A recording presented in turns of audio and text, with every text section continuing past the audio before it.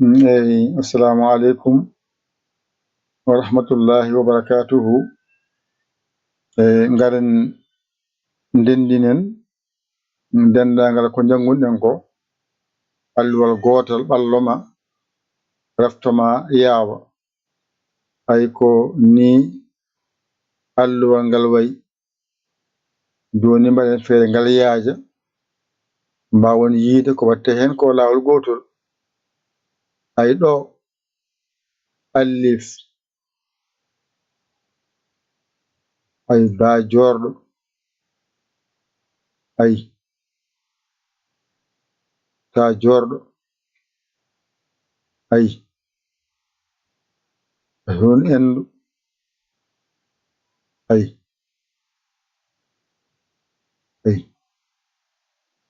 ha tongu piccuɗo toɓɓere nde ɗo mbatta hen wona ja tongu piccuɗo ay ɗo ala toɓɓere wona ha tongu piccuɗo ay ɗo wona toɓɓere dow wona ha tongu piccuɗo ay en keeɓi jeeɗiɗi en keeɓi karfeje jeeɗiɗi kadi ngaren kadi gadden karfeje goɗɗe jeeɗiɗi deel ay toɓɓere nde waɗi ha wiya zadel ɗo ara ay ɗo ko ara ko toɓɓere nde ɗo sertaɓe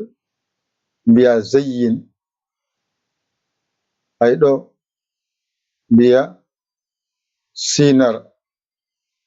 ay ɗo mbiya shintoylo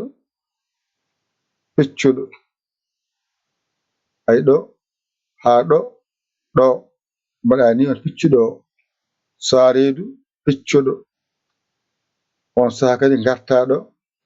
mbattani ɓe nanda ko toɓɓere nde ɗo serntaɓe wonta daredu piccuɗo ɗo henne mbaɗani ha gayna darna ɗo hunde yalta ɗa koyngal mbatta hono makko e nanda ay ɗa koyngal toɓɓere nde ɗo serndiɓe ɗo wona za koyngal on saha ngaraɗo mbaɗani wona ayna baliɗo piccuɗo ay ɗo kadi kamɓe nandi ayna baliɗo piccuɗo ko toɓɓere nde ɗo serndiɓe mbiya gayna baliɗo piccuɗo ay ɗo mbaɗani wona fa jorɗo ay ɗo mbaɗani wona gafara ɗon timmi kadi ngara mbaɗani kef ɗo lamara ɗo henne mimarak ɗo henne nunarak ay ɗo henne ha mawɗo ay ɗo henne wow ay ɗo henne yanara ena wayno karfeje ma nanɗon wanjito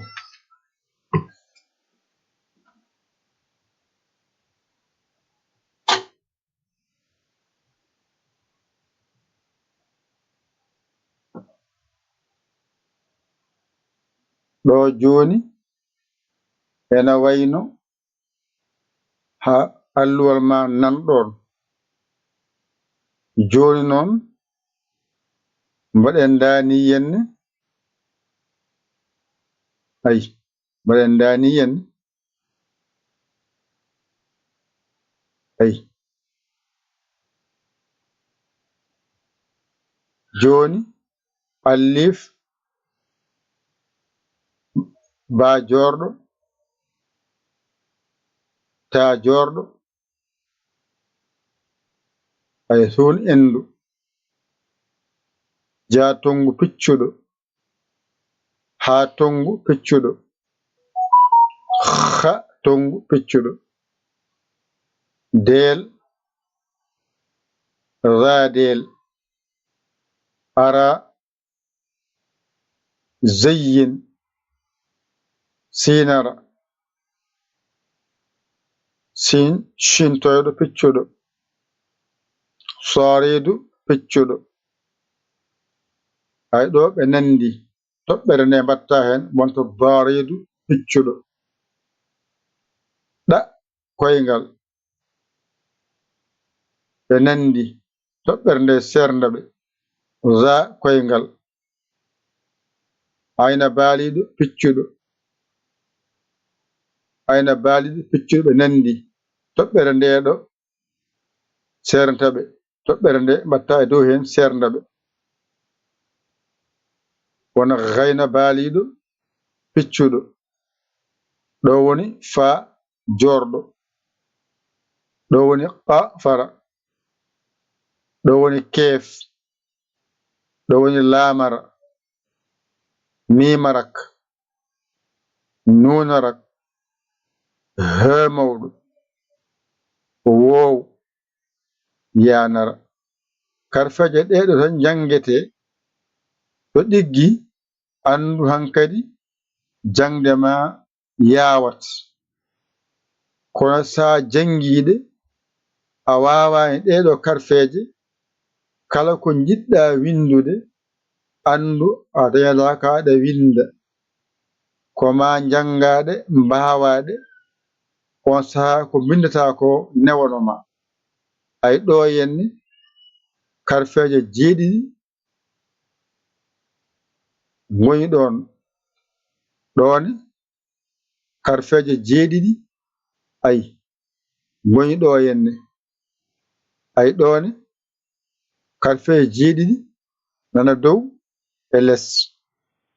so rendi heɓa karfeje nogas e jeetati ngara ceernda ɗo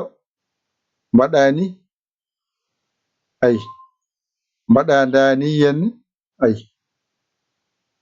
ay mbaɗa ndani henne har feere fof feeña wonata janga ɗe ganda har feere kala no wiyete wasa jibdema ganda no ɗe mbiyete hankadi jangde ma weeɓa koye jangde he ndewata mbawa ɗo woni allif ɗo woni bajorɗo ɗo woni tajorɗo ɗo woni suuni endu ɗo woni jatongu piccuɗo ɗo woni ha tongu piccuɗo ɗo woni ha tongu piccuɗo ɗo woni del ɗo woni zadel ɗo woni ara ɗo woni zayyin ɗo woni sinara ɗo woni shintoyɗo piccuɗo ɗo woni soridu piccuɗo ay ɗo woni daridu piccuɗo ay ɗo ɗa koyngal ɗo za koyngal ɗo ayna baaliɗo piccuɗo ay ɗo gayna baaliɗo piccuɗo ay ɗo fa jorɗo ay ɗo ɗafara ay ɗo keef ay ɗo laamara ay ɗo mimarak ay ɗo nunarak ay ɗo he mawɗo ay ɗo wow ay ɗo yanara ɗo so ɗiggi hankadi kala ko winda a jangani ko ɗo woni ɗiggani heddo noon kala hen har feere waɗa so adima waɗa hakkunde waɗa sara waɗa so serindima ɗum kadi so waɗi kay gasi hankadi deftere qur'ana nde dow ha less kala har feere jiiɗa ka jangowo ɗum no nafata noon ko jangaɗe mbawaɗe bindaɗe mbasa yeebade ɗe ay mbaɗen ni ay mbaɗen ni jangen law goto ɓaɗen ay mbaɗen ni jangen gotol ɓaɗen ay allif ba jorɗo ta jorɗo suuni endu ja tongu piccuɗo ha tongu piccuɗo kha tongu piccuɗo del zadel ara zayyin sinara shintoyɗo piccuɗo saridu piccuɗo daridu piccuɗo ɗa koyngal za koyngal ayna baaliɗo piccuɗo gayna baaliɗo piccuɗo faa jorɗo ɗafara keef laamara mimarak nunarak hemawɗo wow yanara mbaɗen dani yenne mbaɗen ni mbaɗen ni mbaɗen ni mbaɗen ni mbaɗen ni mbaɗen ni mbaɗen ni mbaɗen ni mbaɗen ni hankadi a heɓi cuuɗi ma alif ba jorɗo ta jorɗo zone endu ja tongu piccuɗo ha tongu piccuɗo ha tongu piccuɗo del zadel ara zayyin sinara shintoyɗo piccuɗo saridu piccuɗo daridu piccuɗo ɗa koyngal za koyngal ayna baaliɗo piccuɗo gayna baaliɗo piccuɗo faa jorɗo ɗafara keef laamara mimarak nunarak hemawɗo wow yanara allol ma timmi ƴettu kuɗol ma e karne ma mbañotoɗa janga ɗigga mbañotoɗa janga ɗigga a hoolaki hoorema ƴeew bawɗo ngal ɗakkoɗa sara makko o holluma ngal mbasa heñade jara jam jam ha jiitangal mbawangal naftoroɗa ngal aɗon ki dañde men walluma a saggi noddu en 00 221 77 906 14 81 mbaɗa yaya mbaɗa li jiya WhatsApp o ngara taggitoɗa walla goɗɗo jiɗɗo jangude ara haalane sarɗiyeji welama naata yiiɗa acce deeƴa ko musidɗo mon giɗo mum saabu Allah Yaya Ly Kaw Sénégal alhamdulillahi bil alamina on jarama wassalam